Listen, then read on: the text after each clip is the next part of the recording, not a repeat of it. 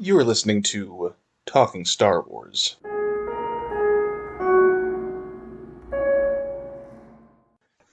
Hello, I'm Alex, And I'm Connor. and today we're going to talk about Star Wars. As we normally do. So, Alex, what is our focus for today? So today, we wanted to do a brief overview of droids in the Star Wars universe. The role that they're fulfilling narratively, and just the way in which they are parallels. Are they slaves? Are they aspects of industry? What are droids? What purpose are they serving? And how are they used in the Star Wars universe?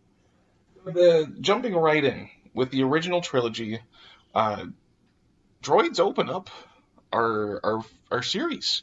We follow droids for the first 15-20 minutes of the Star Wars saga. The primary droid characters, and they are characters with personalities, goals, and their own wants and needs, are C-3PO and R2-D2. They're not exactly our point of view character. Luke is our point of view character because he's learning so much about the universe. But what would you compare C-3PO and R2-D2 to? They are almost like this Rosencrantz and Guildenstern duo that exist as, to bicker with each other and provide exposition. They let you know how you should feel about the events, because C-3PO is very neurotic. He's asking plenty of questions that the audience is asking as well. Just how are we supposed to get off of this desert planet? What are we doing here? And you have R2-D2, which does not speak any known language, but you can still get inferences of its emotion from the tone of its beeps and boops. Use he, him pronouns. So. I'm thinking more of a toaster than a character, but you've proven a good point that, again, these beings are characters with personality. But even at the start, we see, they're purchased by Uncle Owen and Luke Skywalker. After, they were stolen by the Jawas, scavenged from the desert. So yeah, and already, but that is also portrayed as a dangerous, unsavory act. So already we have droids in the New Hope operating in sort of this, almost slavery-esque environment, but where, but then there's the good masters that treat their slaves, droids, well, and that's the primary ethical consideration we get through most of Star Wars media is droids all have owners, and that's normal, but sometimes there's good owners and bad owners, which is a little bit of a strange counterpoint to a world that also takes pains, particularly in certain arcs in the Clone Wars, to show how slavery is a terrible evil. In the original trilogy, there's not so much time spent to droid autonomy and droid rights. That will come up in a much more on the surface way in later installments. But within the original trilogy, droids are allies. They are tools. R2-D2 is necessary for Luke in piloting his X-Wing and helping him navigate and do repairs. C-3PO is a necessary tool in talking to the Millennium Falcon in Empire Strikes Back. They communicate with the characters, but they are also utilized and turned off by the characters. We have Han Solo turning C-3PO off directly in an Empire Strikes Back. Yeah, we even have C-3PO and R2-D2 sent as sacrificial pawns into the den of Jabba the Hutt to distract him, and R2-D2 is down with his mission and has been told. They have not told C-3PO his mission, and in fact he is enslaved and forced to work for Jabba without his consent or knowledge. And taking a look at some of the earliest interactions between human and droid, we have the Mos Eisley Cantina in A New Hope, where droids are not welcome. We don't know why droids are unwelcome, although that might become more clear in the prequel trilogy, but there is a little... Do you want to know the backstory for the bartender? Oh, there's a backstory for the bartender? There's a backstory for the bartender. Oh, God, yeah. What's up? The Clone Wars, so he doesn't like droids, because the droids were in the Separatist army. That's not as egregious as I thought. I thought he was going to have a love story, some romance. Nope. It's the same reason Din Djarin doesn't like droids. The Clone Wars killed a bunch of people he knew, so now he has a distaste, particularly for autonomous and intelligent droids. So we have this inkling that droids are not exactly respected. We don't see anyone communicate with them in a very kind manner. until the very end of the original trilogy, where we have C-3PO being venerated as a god by the Ewoks. And we actually see that, yes, they are utilized as a tool, but they are also being elevated to a point where, again, they are celebrated, and they are the token that allows our heroes to get in the good graces of the Ewoks. Yeah, so even in the prequel trilogy, which is, part of it takes place before the Clone Wars, we see droids being used as, repair function on the cruiser of the Queen of Naboo. And even though they're expendable assets, they go outside into the hard vacuum of space and get blown away by cannons. And when one droid R2-D2, does manage to save the ship, he is commended, cleaned up and all that. But again, it's more portrayed as like almost like a dog that did a good trick, more so than like a person, even though we do know the droids are sentient. And I think this is a tension between slavery, sentient beings, artificial intelligence that Star Wars has skirted around a lot and has never in many mainstream media like tackled head on. And maybe that's intended to show how ingrained such social mores can become, where people don't even think about the slavery of droids. Or is it intended to show they're actually not real people and they just mimic them very convincingly? So, but it doesn't seem like the tension is deliberate. It seems to be no one's quite sure what we'd like to do with droids, and so they exist in all of these possible areas, sort of in this murky space between roles, and you're never quite sure what ethical questions are being asked or answered. They could be given language. They could be given sentience, because we see that with C-3PO, and we see that even with R2-D2, who doesn't have language. These droids are capable of personality, and there is some existential crisis in The Phantom Menace where C-3PO is essentially a skeleton, and he has no covering, and he's abandoned by his master, who's going to go off on this journey, and Anakin as a child is like, I don't really know what's going to happen to you, I guess you'll stick around here with Mom. And it's like, I've been created and then abandoned by my creator. We know that the droids do have some form of worship, because we hear C-3PO claim thank the maker when he's glad. They do venerate their creators, but that's more of a very general thing, the great maker of the universe kind of thing.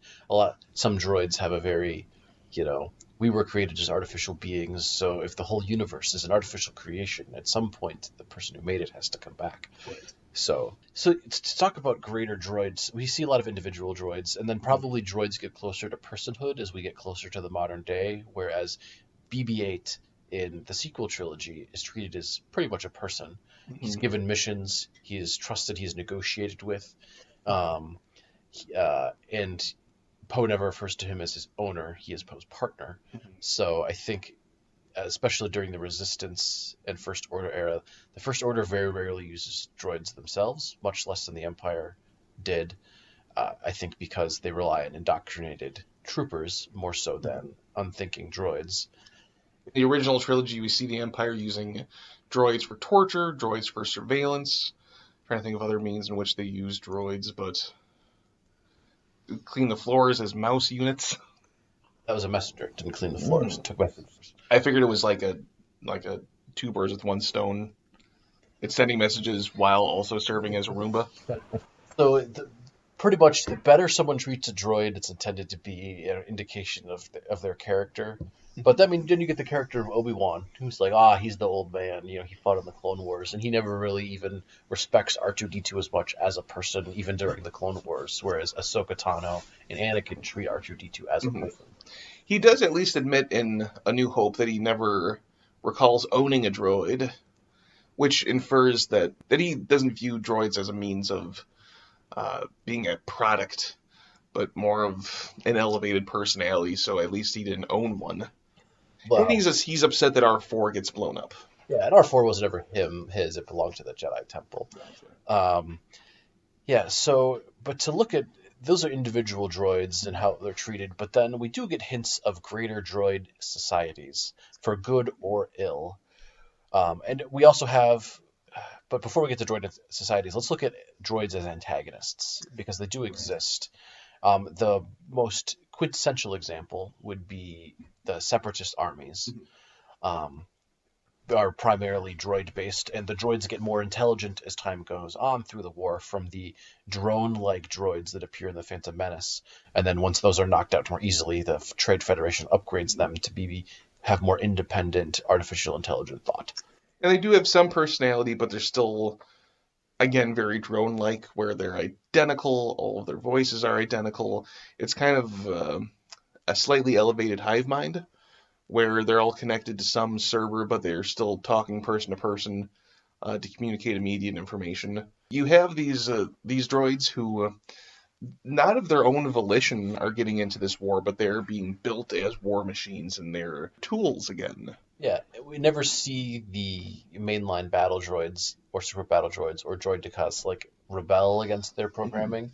Both of them seem engaged and committed to the war that they're in, and whether that's because they're programmed that way or they're not really making the choice to do so.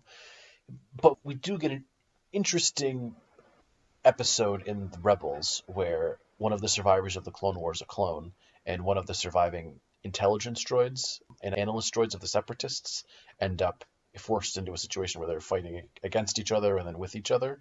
And that droid is portrayed as having its own goals and motivations and wants and needs as a person in ways that the subsidiary droids, like the battle droids, were not. So I think this implies that there is a certain threshold of intelligence a droid can meet to be intelligent, but they're not treated any differently, either being owned or exploited, than the less intelligent droids. Right, they're still tools. They're still beings created with a function and purpose in mind that must be fulfilled. And having the droids serve as this enemy, as this cannon fodder, as you mentioned, helps to set up the prejudice towards droids in the original trilogy in the modern times, where humans have such a stigma against droids that they are definitely kept to advisors, repair units, floor buffers, nothing with, very much like Dune, there's no thinking computers, there's no droid society, there's no droid representation in politics. They are still a subjugated class. Yeah, and then so you get droids that start operating independently outside the power structure, sometimes as bounty hunters, such as in the fact of IG-88 and IG-11, who are two assassin droids that we see that independently accept contracts and earn money and seek to upgrade themselves. And then we also get two other very dangerous droids that act independently. We see in Dr. Aphra, where there is 000 and his very dangerous fake R2 counterpart, B21, which is a fake R2 unit that's just a giant walking weapons platform. That's 000's best friend. But B21 is again portrayed as almost barely sentient, more as a tool, whereas 000 is incredibly intelligent and manipulative and murderous and insane. It was literally quarantined in a research facility, disconnected from everything, and Dr. Aphra had to steal it from the highest possible droid quarantine because its personality was so horrifyingly evil. Yeah, and it even engages in Saw-like games with Dr. Aphra to manipulate her, and literally has this vampire interest in putting blood from certain people and other people. So yeah, you do see evil droids too, and if you're ascribing evil actions to a droid, evil requires free will. Otherwise they're just programmed to be that way. But you definitely are intended to make a moral judgment, if not on the creator of 000, then on 000 choosing to take certain actions. And 000 does in fact display the ability to make independent choices, and in fact makes some independent decisions, both horrifying ones and less horrifying ones.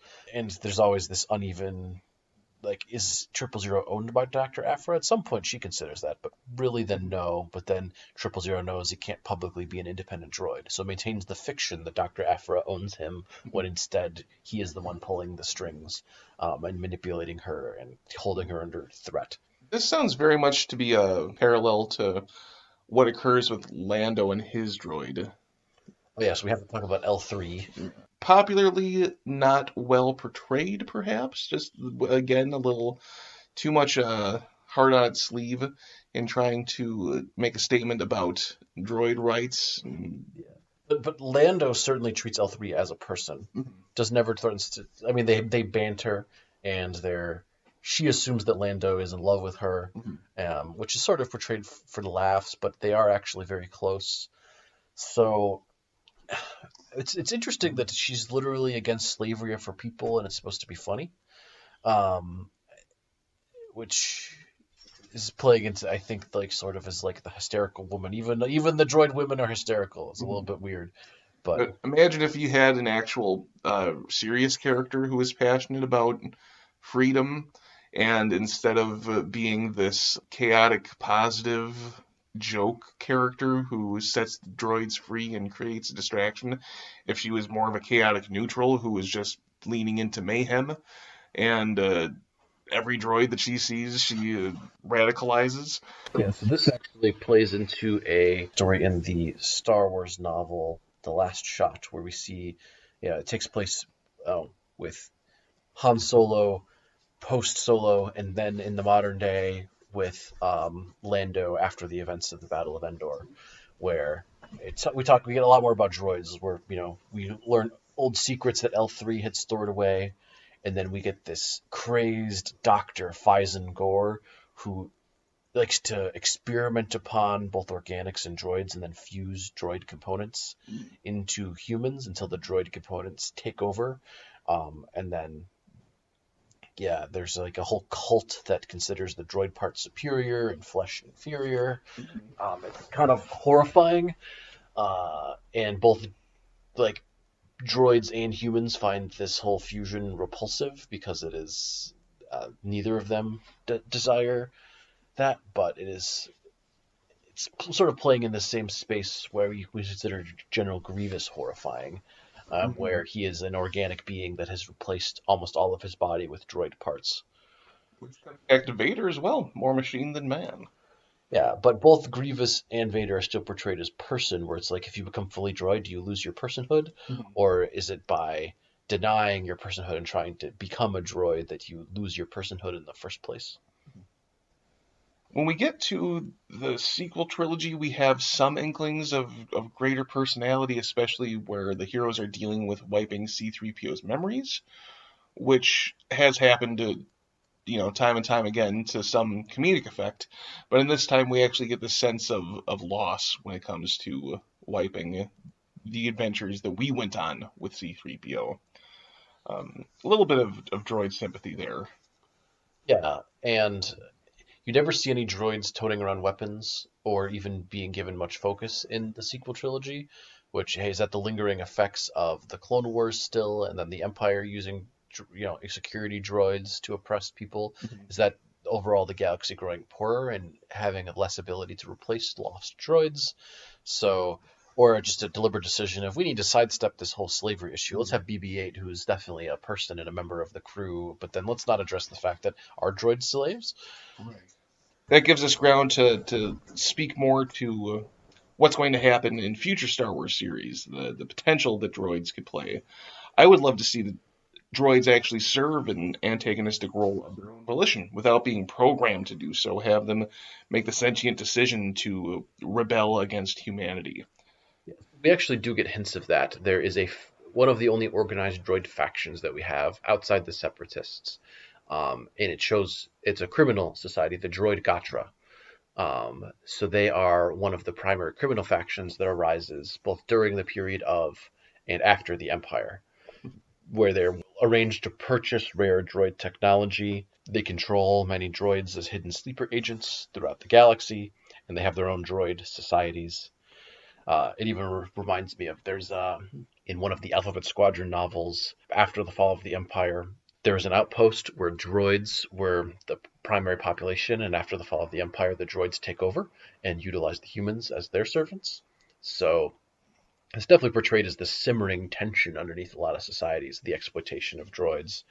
But the only organized, like large-scale droid society we see is a criminal guild that engages in, terror. They call it a terrorist organization as well. They blow things up. They purchase illegal technologies. They are one of the factions that is trying to fight against the Crimson Dawn in Solo.